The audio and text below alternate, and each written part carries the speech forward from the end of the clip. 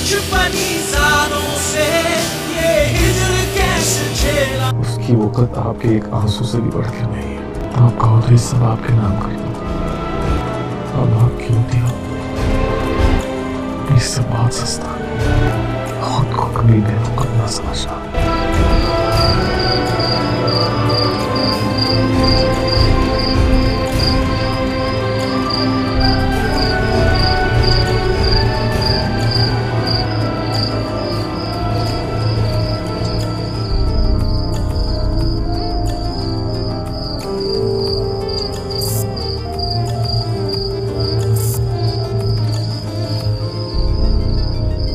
परिजात का काम तमाम ना हुआ तो सेठ शहबाज को मुंह दिखाने के काबिल नहीं रहेंगे।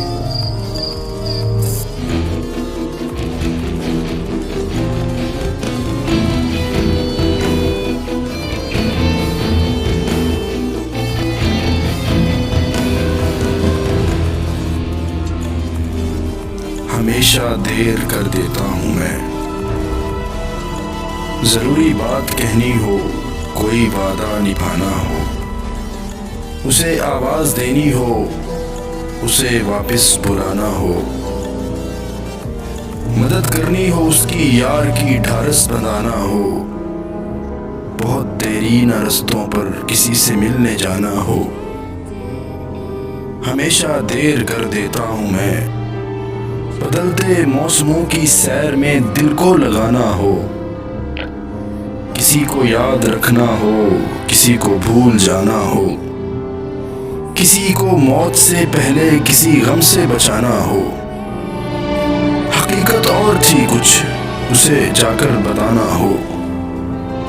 हमेशा देर कर देता हूं मैं, हमेशा देर कर देता हूं।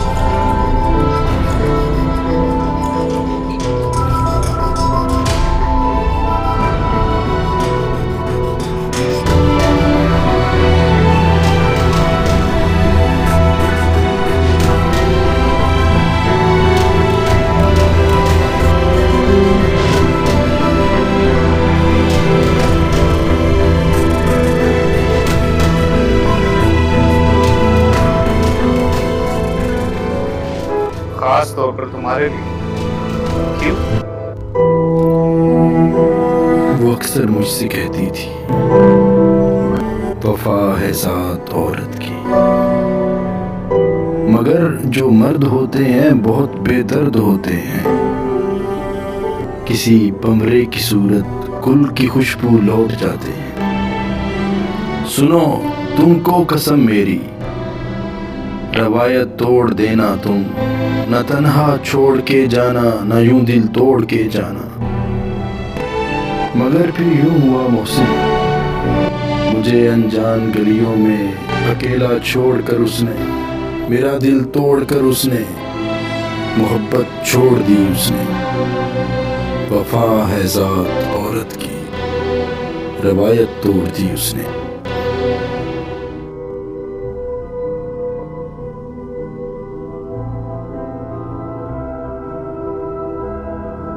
प्यास कहती है अब रेत न छोड़ी जाए, अपने हिस्से में समंदर नहीं आने वाला।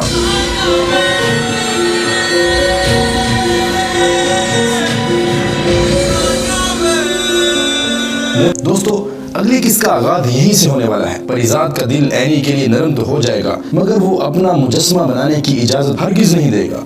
एनी कहेगी कि मैं देख नहीं सकती, अपनी उंगलियों के पूरों से चीजें छूकर उन्हें मिट्टी के मुजस्समों के कालिब में ढालती हूँ, मगर आपको देखने के लिए मुझे अपनी पूरों की मदद की जरूरत भी नहीं है। परिजात, आपके लफ्ज खुद आपका तारुफ है। इतनी पुरतकल्लुफ गुफ्तगू के बावजूद परिजात अब भी इनकार ही करता है, मगर एनी कहती है कि मैं अपनी गैलरी में आपका इंतजार करूंगी। और दोस्तों, ऐसा ही होता है। अगले रोज परिजात एनी के घर पहुंच जाता है। एनी के घर का ऊपर वाला हिस्सा किराएदारों के पास होता है और निचले हिस्से में एनी और उसकी माँ रहती हैं, और यही किराया उनके गुजर बसर का सबब है। और घर के पिछले हिस्से में एनी ने एक छोटी सी आर्ट गैलरी बना रखी है। मुजस्समा साजी शुरू करने से पहले एनी ने अपनी नाजुक महकती उंगलियों से परिजात के चेहरे को मुख्तलिफ जावियों से टटोल कर देखा। उसके पूरों की लमस से परिजात अपने वजूद की गहराइयों तक ठंडक और बेपनाह सुकून को महसूस करता है। ऐसा लगता है जैसे परिजात की झुलसती हुई तपती रूह को खुनक बर्फ का नखरिस्तान मिल गया हो। बहरहाल वो चुपचाप बैठा देखता रहता है। एनी बताती है कि ये मुजस्समा बनने में 3-4 दिन लगेंगे। परिजात दिल में सोचता है कि 3-4 सदियां क्यों नहीं। परिजात की जिंदगी में ऐसा लम्हा पहली दफा आया था कि खुश अदा लड़की की कुर्बत और नजदीकी उसे शर्मिंदा और परेशान नहीं कर रही थी। बहरहाल वापसी पर सारी रात वो अपने बिस्तर पर करवटें बदलता रहा और अगले दिन और फिर शाम होने का इंतजार करता रहा। दोस्तों, अगले दिन परिजात की मुलाकात मैडम शाहपारा से होती है, यानी लुबना। वो परिजात से मिलने आती है। याद रहे कि ड्रामे ने एक बहुत बड़ा ट्विस्ट ले लिया है। एक तरफ नाहिदा और इसकी मुलाकात परिजात के लिए बदनामी का सबब बन सकती है, और दूसरी तरफ लुबना, जो कि बज़ाहिर दिल की बुरी नहीं है, लेकिन उसकी माँ पैसे की खातिर उसे कहीं भी इस्तेमाल कर सकती है। और शहर के सारे गुंडे परिजात के खिलाफ एक हो चुके हैं, और एक तरफ वो खुद मोहब्बत का शिकार हो चुका है, और ये मोहब्बत उसकी तवज्जो बढ़ा सकती है, जो कि बहुत खतरनाक है। बहरहाल परिजात लुबना के लिए खुद एक अदद फिल्म प्रोड्यूस करने का बीड़ा उठा लेता है, और सेट की तैयारियां शुरू हो जाती हैं, जहां नए कैरेक्टर भी सामने आते हैं, और इनमें पुन्ने खान और एक लड़की जिसका नाम सुंबल है, उसका किरदार निहायत ही दिलचस्प होने वाला है। दोस्तों, परिजात को फिल्म की कहानी सुनाई जाती है। फिल्म का बुनियादी प्लॉट एक मोहब्बत की कहानी पर मरकूज होता है। मैंने कहीं पढ़ा था कि दुनिया में सिर्फ 3 या 4 कहानियां ही पाई जाती हैं, बाकी सारी कहानियां इन्हीं कहानियों से जन्म लेती हैं। और मुझे ये पढ़कर जरा भी हैरत नहीं हुई थी। 3-4 की जगह अगर सिर्फ एक मोहब्बत की कहानी होती तो भी इस कायनात के लिए काफी थी। तो दोस्तों, इससे पहले कि मैं आपको इस किस्त की सनसनीखेज इख्तिताम की तरफ लेकर चलूं, अगर जहमत महसूस ना करें तो इस वीडियो को लाइक और चैनल को सब्सक्राइब और वीडियो को मुकम्मल देखने के बाद शेयर जरूर कर दीजिएगा। जी हाँ, इस किस्त का एंड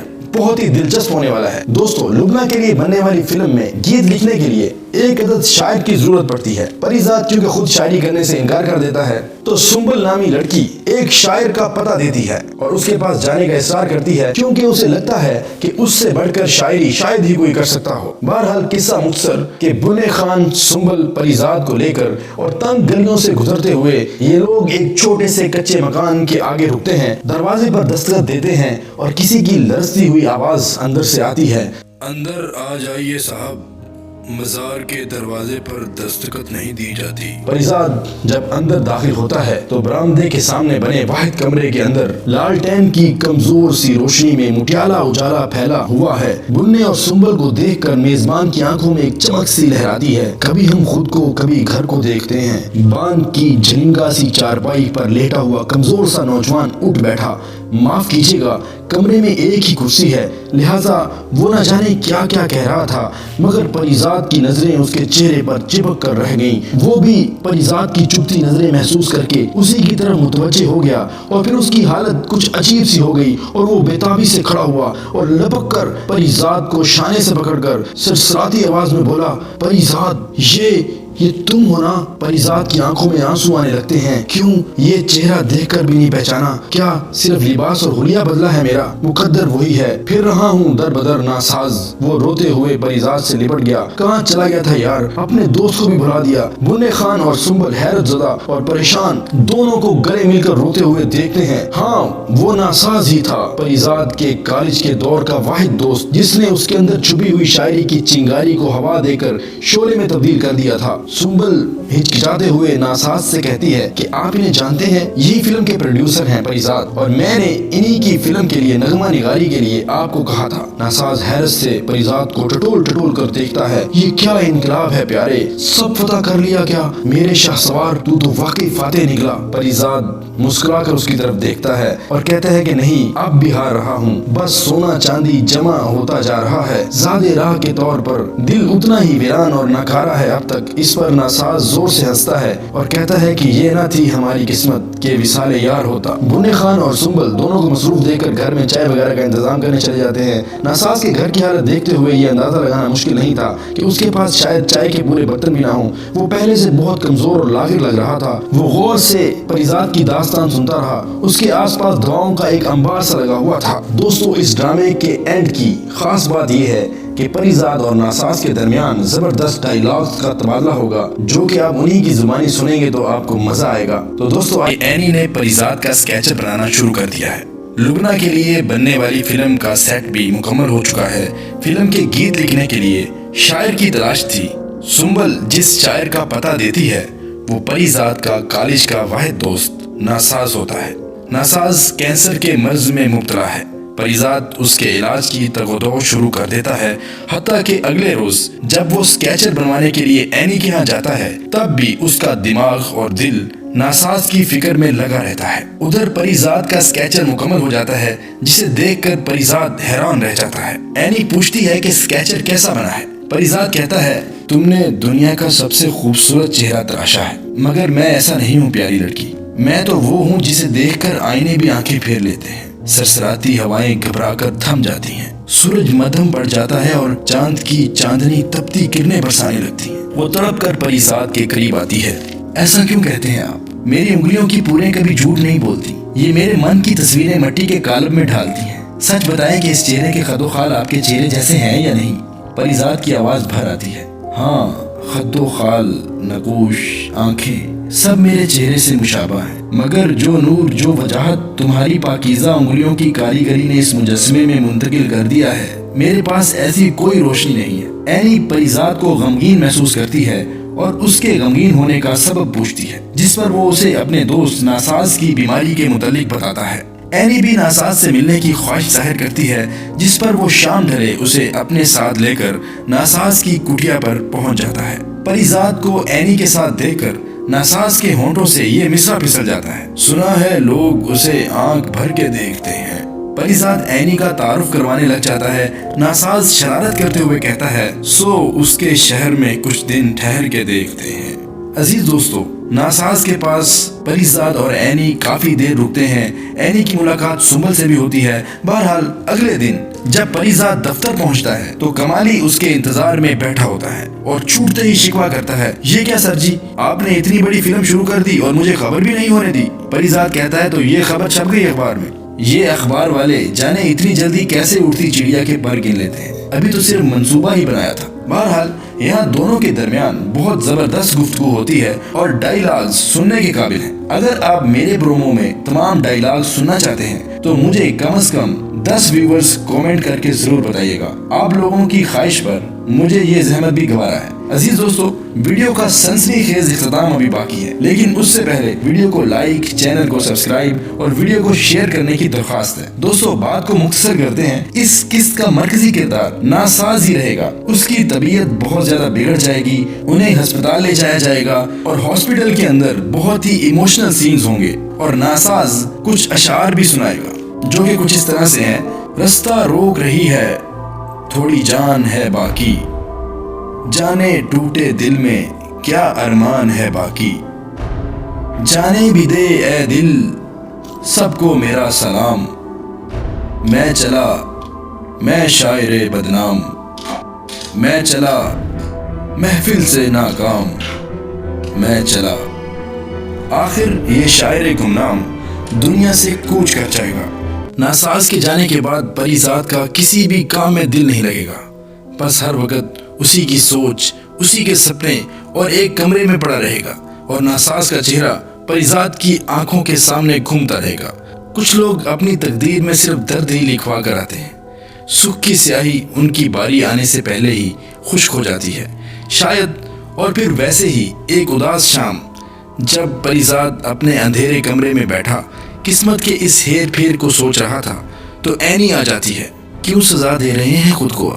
ہم میں سے کوئی بھی ناساز کے لیے کچھ نہیں کر سکتا تھا، اس کا جانا طے تھا، سو وہ چلا گیا، مگر ہم سب ابھی یہی ہیں، ہماری خاطر ہی صحیح مگر خود کو سنبھالیں۔ پریزاد اپنی نم آنکھیں رگڑتا ہے اور کہتا ہے اگر سب کا جانا طے ہی ہے تو پھر ہم سب ایک ساتھ ہی کیوں نہیں چلے جاتے؟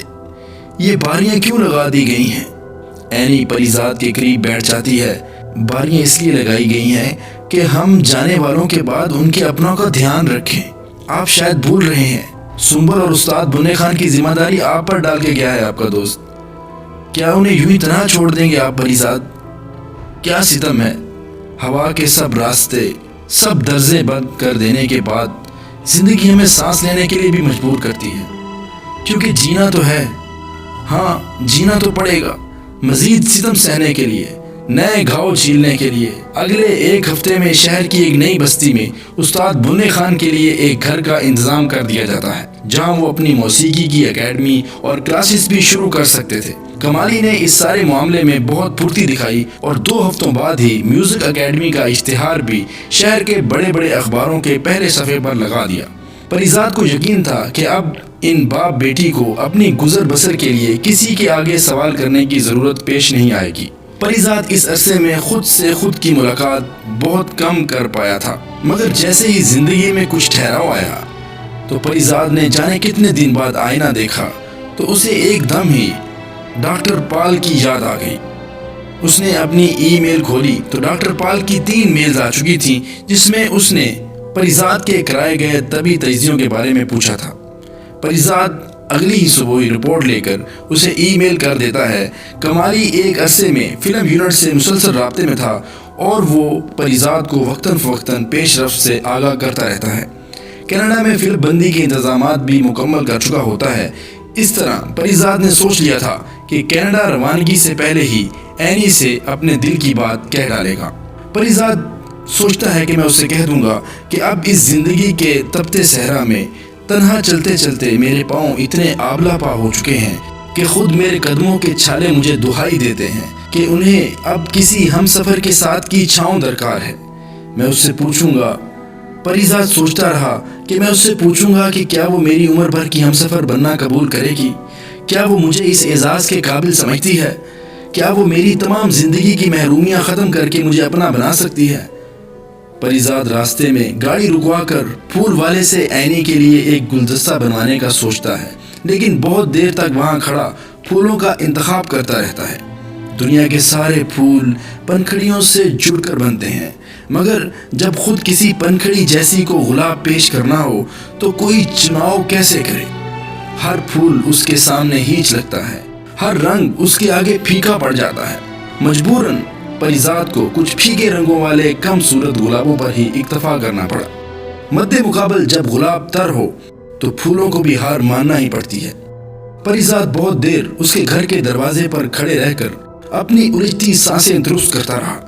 ایسا لگ رہا تھا جیسے حسن کی عدالت میں یہ اس کی پہلی پیشی ہو۔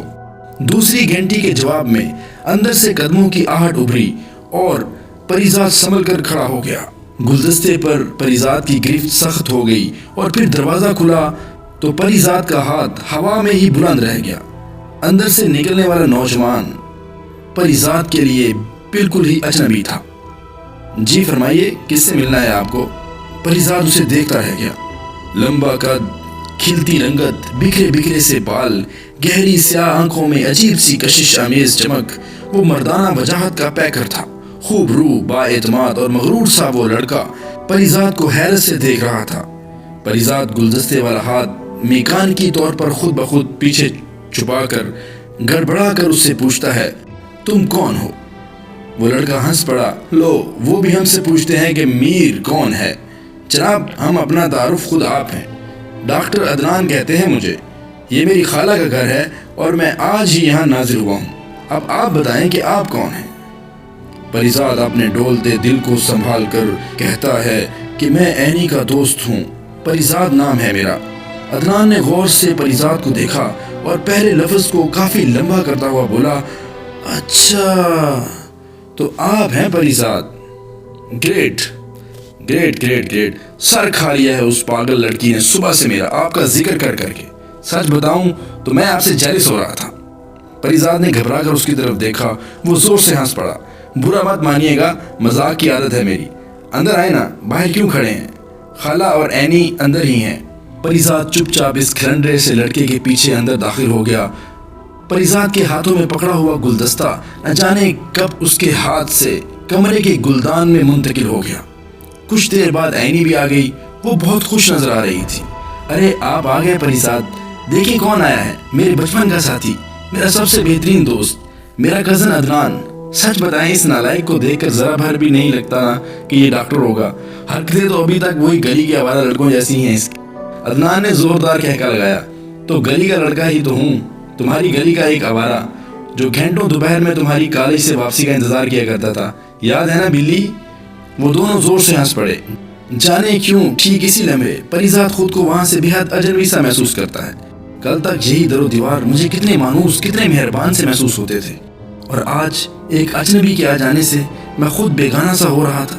اینی نے پریزاد کو بتایا کہ عدنان نے طب کی تعلیم کے بعد آنکھوں کی فیلڈ میں اسپیشلائزیشن کیا ہے اور اب اس کی پوسٹنگ اسی شہر میں ہو چکی ہے.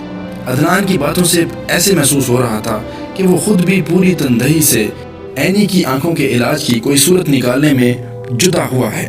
عدنان اور اینی ایک دوسرے سے بہت بے تکلف محسوس ہوتے تھے اور دونوں ایک دوسرے پر وار کرنے کا کوئی موقع جانے نہیں دے رہے تھے. جب تک اینی کی ماں رات کے کھانے کے انتظام کے لیے باورچی خانے میں مصروف رہیں, دونوں بچپن کی باتیں یاد کر کر کے ہنستے رہے. اینی نے عدنان کو ٹوکا, بس رہنے دو یہ تابع داری کی باتیں. خوب جانتی ہوں کہ جناب کڑی دوپہر میں کس کے لیے دھوپ چاٹا کرتے تھے. کیا نام تھا اس اینکی کا؟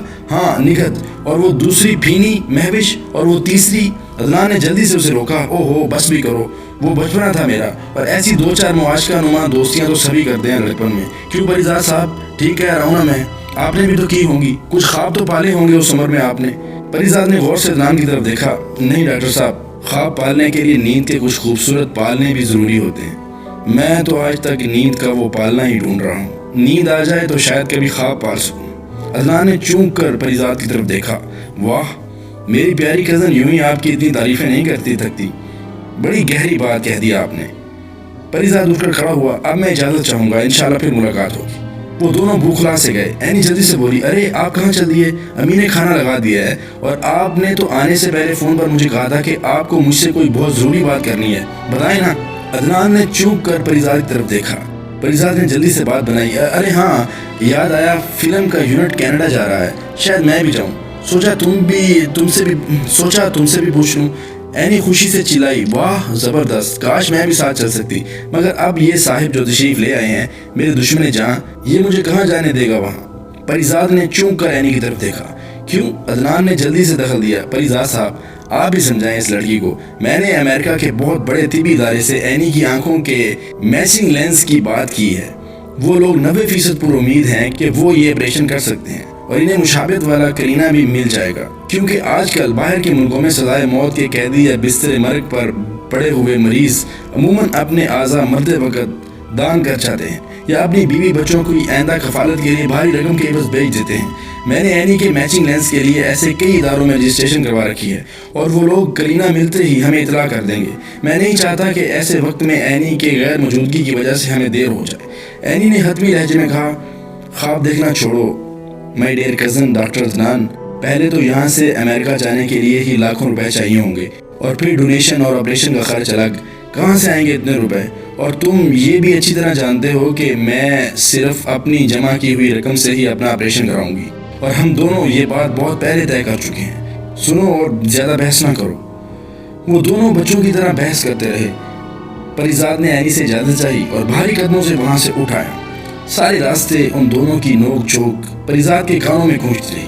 عدنان کو اینی سے بے تکلف ہوتے دیکھ کر ایک عجیب سی بے چینی پریزاد کی رگوں میں پھیلتی جا رہی تھی, مگر خود اینی بھی تو اس کے ساتھ اتنی ہی بے تکلفی سے پیش آ رہی تھی. جنہیں ہم چاہتے ہیں وہ کسی اور سے بے تکلف ہو کر بات کریں تو ہمارے خون کی گردش کیوں تھمنے لگتی ہے؟ کانٹوں جیسی چبھن اور کسک ہمارے وجود کو کیوں چھلنی کرنے لگتی ہے؟ کیا اسی کو رقابت کہتے ہیں؟ ساری رات وہ اپنے بستر پر کروٹیں بدلتا رہا۔ یہ رقابت تو محبت سے بھی زیادہ جان لیوا آزار ہے۔ اگلے چند روز ٹیلی فون کی ہر گھنٹی پر وہ چونک جاتا، مگر اینی تو جیسے عدنان کے آنے کے بعد بہت زیادہ مصروف ہو گئی تھی۔ پریزاد کو چڑچڑاہٹ سی ہونے لگتی ہے اور پریزاد کا عملہ اس کا نشانہ بننے لگا۔ کمالی نے یہ بات نوٹ کر لی اور تیسرے دن ڈرتے پوچھ ہی لیا کہ کیا آپ کو کوئی پریشانی ہے۔ پریزاد اسے کیا بتاتا؟ پریزاد تو خود نہیں جانتا تھا کہ اس کے اندر کیا چل رہا ہے۔ مگر چوتھے روز پی اے نے جب پریزاد کو اطلاع دی کہ مس قرۃ العین پریزاد سے ملنے آئی ہیں تو ایک لمحے میں ساری بے چینیاں، ساری بےتابیاں جانے کہاں ہوا ہو گئی اور وہ بےتابی سے ملاقاتی کمرے کی طرف لپکا۔ مگر وہ تنہا نہیں آئی تھی، عدنان بھی اس کے ساتھ تھا اور پریزاد کی آہٹ سنتے ہی وہ ناراضگی سے بولی، کہاں غائب ہیں آپ 3 دن سے؟ نہ کوئی فون، نہ کوئی خیر خبر۔ میں آپ سے سخت ناراض ہوں، جان لیں آپ اچھی طرح۔ پریزاد نے مصروفیت کا بہانہ کیا مگر وہ روٹھی رہی۔ عدنان نے مسکرا کر پریزاد کی طرف دیکھا، بڑی ضدی ہے یہ بچپن سے سر، مجھ سے پوچھیے۔ میں نے گہری نظروں سے اس حسن ناراض کو دیکھا۔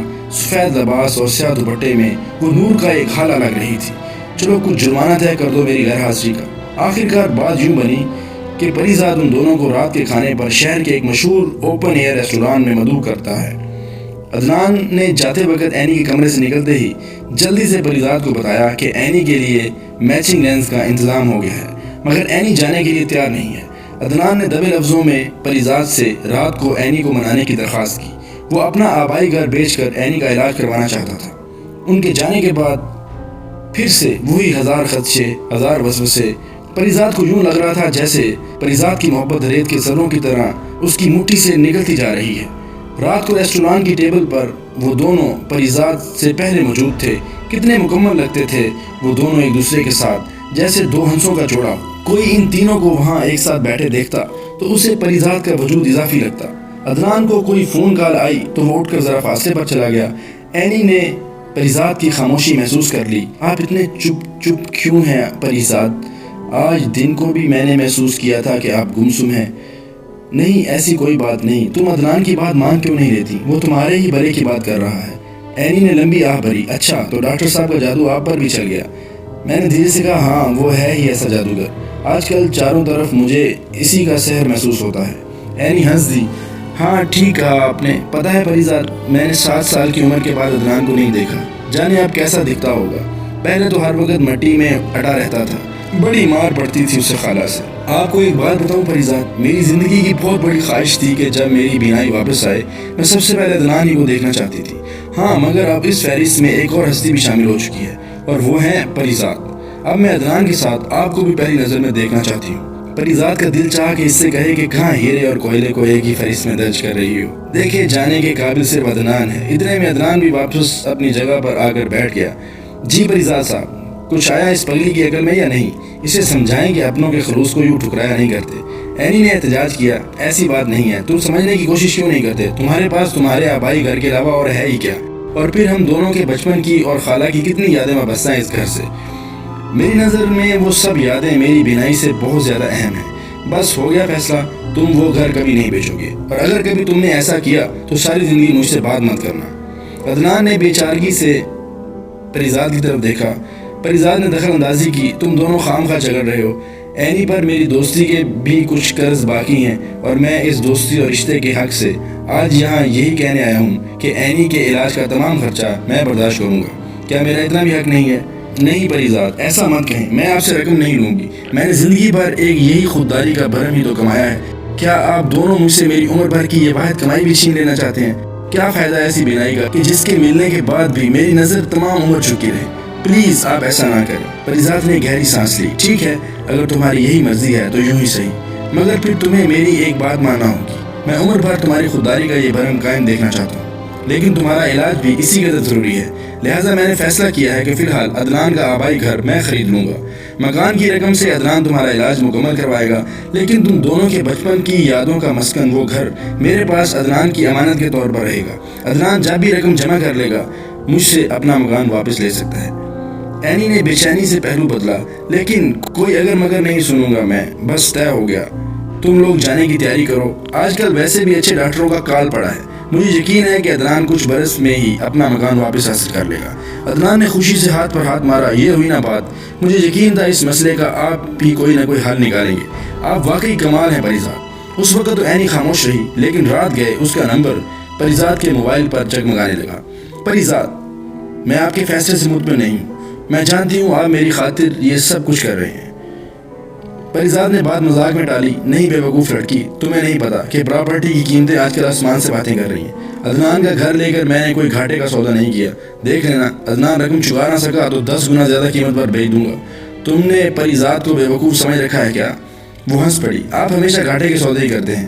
اچھا ٹھیک ہے، لیکن آپ کو میری شرط یاد ہے کہ جب کبھی میں دنیا دوبارہ دیکھوں تو میری پہلی نظر کے فریم میں آپ کو ضرور موجود رہنا ہوگا۔ بولیں قبول ہے تو ٹھیک، ورنہ ابھی منع کرتی ہوں عدنان کو کہ گھر کے کاغذات نہ بنوائے آپ کے لیے۔ پریزاد جلدی سے حامی بھر لیتا ہے۔ ٹھیک ہے ضدی لڑکی، مگر دیکھو اب مزید کوئی بہانہ مت کرنا، جیسا تم چاہتی ہو ویسا ہی ہوگا۔ پریزاد نے اینی کو تسلی دے دی، مگر خود اس کا چین اور سکون ہمیشہ کے لیے ہوا ہو گیا۔ ساری رات وہ یہی سوچ سوچ کر لان میں ٹہلتا رہا کہ آنکھیں مل جانے کے بعد اینی جب مجھے دیکھے گی تو اس کا رد عمل کیا ہوگا۔ صبح سویرے عدنان اپنے گھر کے کاغذات بنوا کر لے آیا اور پریزاد نے رقم کا چیک عدنان کے حوالے کیا تو خوشی سے اس کے ہاتھ لرز رہے تھے۔ عدنان اٹھ کر جانے لگا تو پریزاد نے اس کو آواز دے کر روک لیا۔ سنو عدنان۔ وہ پلٹا تو پریزاد نے اس کے گھر کے کاغذات اس کے ہاتھ میں تھما دیے۔ یہ گھر تمہارا ہے اور ہمیشہ تمہارا ہی رہے گا۔ میں نے صرف اینی کو منانے کے لیے یہ گھر خریدنے کا ڈرامہ کیا تھا۔ اینی کی آنکھیں واپس آ جائیں، اس سے زیادہ مجھے کچھ اور نہیں چاہیے۔ البتہ یہ مکان والا راز اینی کے لیے ہمیشہ راز ہی رہے گا۔ عدنان کی آنکھیں نم ہونے لگیں۔ پریزاد، آپ سے وعدہ کرتا ہوں کہ میں دن رات محنت کر کے آپ کی ایک ایک پائی واپس کر دوں گا۔ یقین جانیے یہ رقم مجھ پر ہمیشہ قرض رہے گی۔ پریزاد اس کے کاندھے پر ہاتھ رکھتا ہے اور کہتا ہے، ہمارا بھی اس لڑکی پر کچھ حق ہے ڈاکٹر صاحب، کچھ قرض ہم پر بھی واجب ہیں ابھی۔ عدنان جاتے جاتے ایک بار پھر پلٹا، آپ کو میں ہر لمحے کی خبر دیتا رہوں گا۔ ہم اگلے ہفتے ہی یہاں سے روانہ ہو جائیں گے، مگر اینی کی آنکھوں کی پٹی کھولنے سے پہلے آپ کو بھی امریکہ پہنچنا ہوگا، ورنہ وہ ضدی لڑکی آپریشن ہی نہیں کروائے گی۔ بہت مان دیتی ہے وہ آپ کو۔ اس نے آپریشن کے لیے ہاں بھی صرف آپ کے کہنے پر ہی کی ہے۔ پریزاد نے عدنان کی آنکھوں میں تارے سے جگمگاتے دیکھے اور یہ ستارے اسے ہر بار اس کی آنکھوں میں تب دکھائی دیتے تھے جب وہ اینی کا ذکر کرتا تھا۔ آپ جانتے ہیں پریزاد، میں نے فیصلہ کیا ہے کہ جس دن اینی پہلی بار یہ رنگین دنیا دیکھے گی اسی دن میں اسے شادی کے لیے پرپوز کر دوں گا۔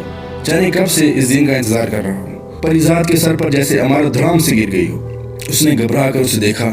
کیا میرا مطلب ہے کیا اینی کو بھی اس بات کی خبر ہے؟ عدنان نے خوابوں کی بستی سے جواب دیا، ہاں وہ بھی جانتی ہے کہ میں ہمیشہ سے اسے اپنی ہم سفر بنانا چاہتا ہوں، مگر وہ یہ نہیں جانتی کہ میں کس دن یہ پرپوزل اس کے سامنے رکھوں گا۔ میری مرحومہ ماں اور میری خالہ کی بھی ہمیشہ سے یہی خواہش تھی، بس اب وہ دن بھی قریب ہے۔ چلتا ہوں، بہت سے کام ادھورے پڑے ہیں۔ عدنان پلٹ کر چلا جاتا ہے، مگر پریزاد کا سر چکرا جاتا ہے اور وہیں کرسی پر وہ ڈھیر ہو جاتا ہے۔ کچھ دیر میں کمالی کسی کام سے اندر آتا ہے تو یہیں پہ اس قسط کا اختتام ہو جاتا ہے۔